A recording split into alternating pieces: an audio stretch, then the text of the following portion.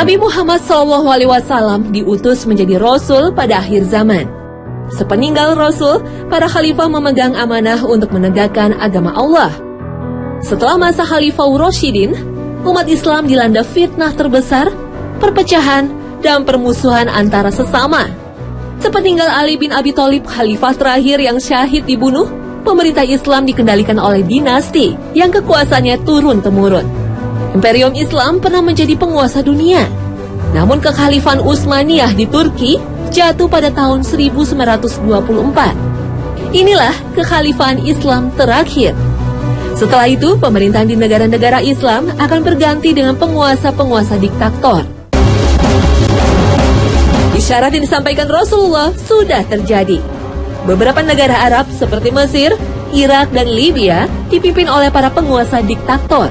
Tapi, para penguasa diktator yang berkuasa puluhan tahun ini akhirnya tumbang. Presiden Irak Saddam Hussein jatuh pada tahun 2003 setelah Amerika Serikat mengirimkan kekuatan militernya untuk menumbangkan rezim Saddam. Sedangkan Presiden Mesir Hosni Mubarak lengser pada tahun 2011 setelah mendapat tekanan dari rakyatnya.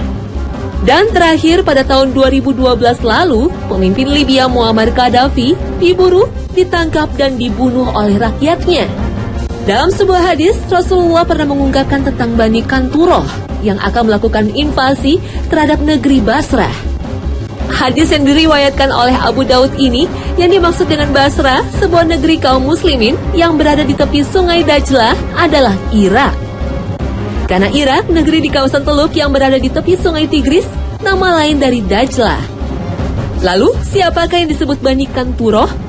Dalam beberapa hadis disebutkan, ciri-ciri Bani Kanturoh ini adalah berwajah lebar dan bermata sipit, menggunakan pakaian dari bulu, dan alas kaki dari bulu. Mari kita lihat berbagai peristiwa sejarah. Kekuasaan dinasti Abbasiyah di Baghdad jatuh setelah diserbu pasukan Mongol.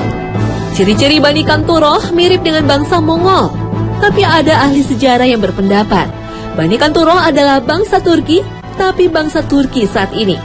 Imam Ibnu Dihya dan para ulama lainnya berpendapat model pakaian yang dikenakan oleh Bani Kanturoh adalah masyarakat yang tinggal di negeri 4 musim, yaitu di Eropa dan Amerika, karena mengenakan pakaian dari bulu saat musim salju. Wallahu a'lam.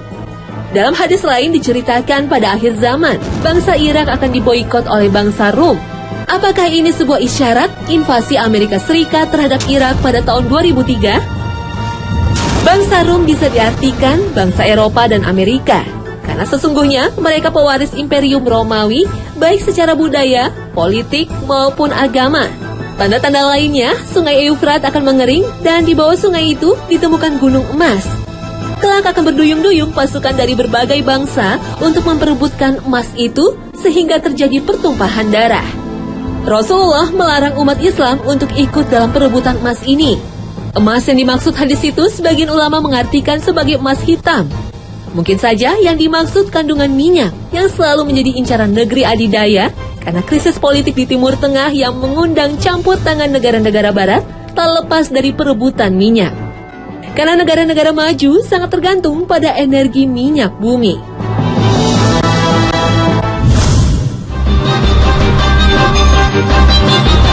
Perang merupakan bencana bagi kemanusiaan, namun umat Islam tak akan bisa terhindar dari peperangan ini.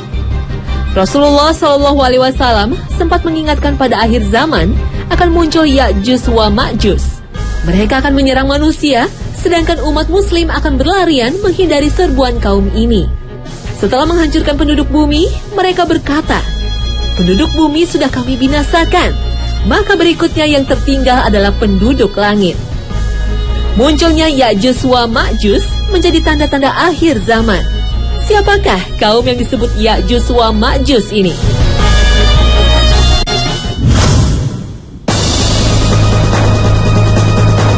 Sekelompok manusia yang disebut Ya'juj wa Ma'juj akan melakukan kerusakan di muka bumi. Isyarat ini sudah dituturkan oleh Rasulullah SAW.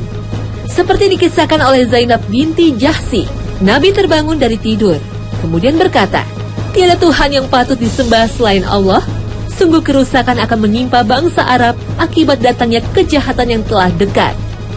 Hari ini, sebuah lubang sebesar ini telah terbuka di dinding Ya'juj wa Ma'juj. Saat itu, Nabi membuat tanda lubang dengan ibu jari dan jari telunjuknya. Ajaran Kristen dan Yahudi juga mengenal bangsa manusia yang akan melakukan kerusakan di muka bumi yang disebut Gog dan Magog. Dalam surat Al-Kahfi ayat 93 hingga 97, dikisahkan Zulkarnain, seorang raja besar pada masa lalu, telah mengurung kaum Ya'juj dan Ma'juj di sebuah lembah di antara dua gunung tinggi dengan membangun tembok penghalang yang terbuat dari besi dan tembaga. Pada ayat selanjutnya, kaum Ya'juj wa Ma'juj akan keluar. Dan pada hari itu, ketika tembok terbuka, kami biarkan mereka bercampur baur satu sama lain seperti gelombang. وَتَرَكْنَا بَعْضَهُمْ يَوْمَئِذٍ يَمُوجُ فِي بَعْضٍ وَنُفِخَ فِي الصُّورِ فَجَمَعْنَاهُمْ جَمْعًا. Sebagian ahli tafsir berpendapat, tembok dibangun di daerah Kaukasia antara Laut Hitam dan Laut Kaspia. Wilayah ini berada di perbatasan antara Georgia dan Rusia yang penuh dengan pegunungan tinggi dan lembah curam. Kawasan ini dikenal dengan Ngarai Darial. Apakah tembok yang dibangun Zulkarnain ini sudah terbuka? Dan kaum Ya'juj wa Ma'juj sudah menyebar di muka bumi? Wallahu a'lam.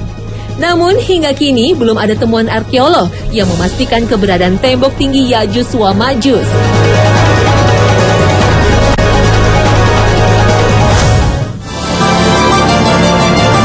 Seorang ahli tafsir Imran Hussein meyakini bahwa lepasnya Ya'juj wa Ma'juj sudah dijelaskan dalam Al-Quran surat Al-Anbiya ayat 95. وَحَرَامٌ عَلَى قَرْيَةٍ أَهْلَكْنَاهَا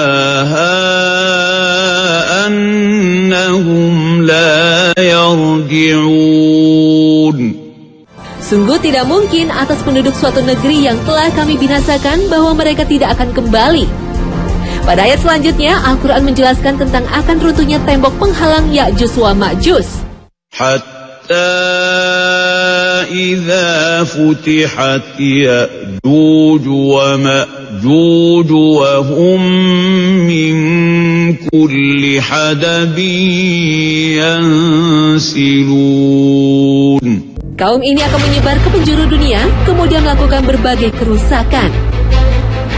Menurut catatan sejarah, Nebukadnezar, penguasa Babilonia, pernah menghancurkan kerajaan Yahuda dan mengusir kaum Yahudi dari Yerusalem pada abad ke-6 sebelum Masehi sehingga mereka berdiaspora. Tafsir Imran Hussein ini seperti menunjuk pada kaum Bani Israel yang saat ini kembali ke Yerusalem dan menjajah bangsa Palestina. Inilah kaum yang disebut dalam Al-Quran, kaum yang terusir kemudian kembali ke negerinya. Ibnu Katsir menyebut Ya'juj wa Ma'juj adalah keturunan Adam dari Nuh melalui putranya Yafid.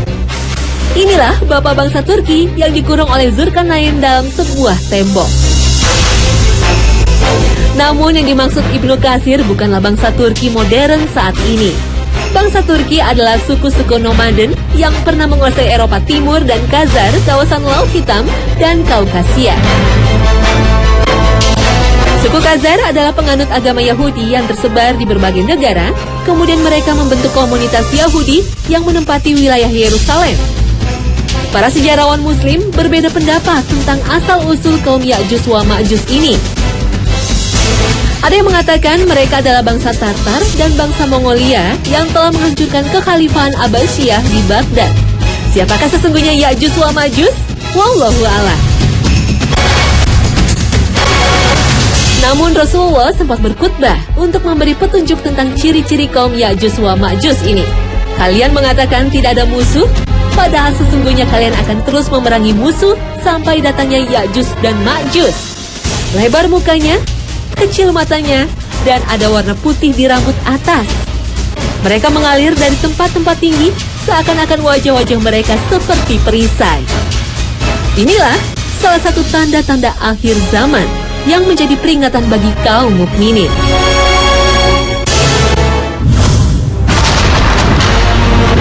Kiamat diawali dengan tanda-tanda yang sebagian besar sudah terjadi saat ini. Namun ada tanda besar yang akan terjadi, yaitu munculnya Dajjal. Dajjal tidak akan muncul sebelum kedatangan Imam Mahdi. Setelah itu, tiba saatnya Nabi Isa alaihissalam akan turun ke bumi untuk membantu Imam Mahdi menumpas pasukan Dajjal.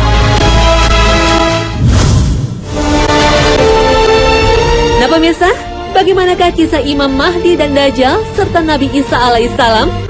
Jangan lewatkan untuk terus menyaksikan serial Kiamat pada besok pagi. Tetap di Hasanah Ensiklopedia Islam Dunia. Terima kasih atas perhatian Anda. Wassalamualaikum warahmatullahi wabarakatuh.